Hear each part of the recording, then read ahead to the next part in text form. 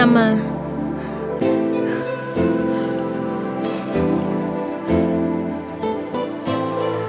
Breakup பண்ணிக்கலாம் விஜய். ஏன்? ஏன்னா நமக்கு செட் ஆகல. அதான் ஏன்?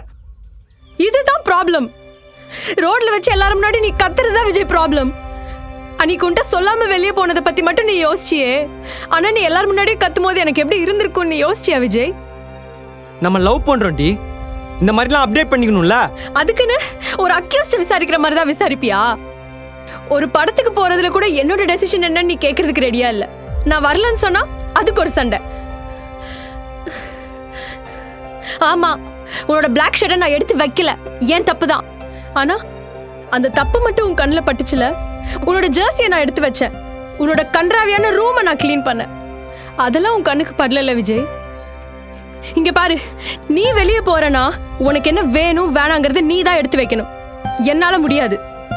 எனக்கு பிளாக் ஷர்ட் பிடிக்கும், நான் அதை எப்பயும் யூஸ் பண்ணுவேன் நீ புரிஞ்சிருப்பேன்னு நினச்சி தான் அன்றைக்கி நான் அப்படி பேசினேன். ஆனா நான் பண்ற ப்ராஜெக்ட் எவ்வளவு முக்கியம் நீ புரிஞ்சுக்கல. ஏய் அப்படி இல்லை, நான் என்ன சொல்ல வரேன்? என்ன பேச விடு விஜய். இன்னைக்காச்சு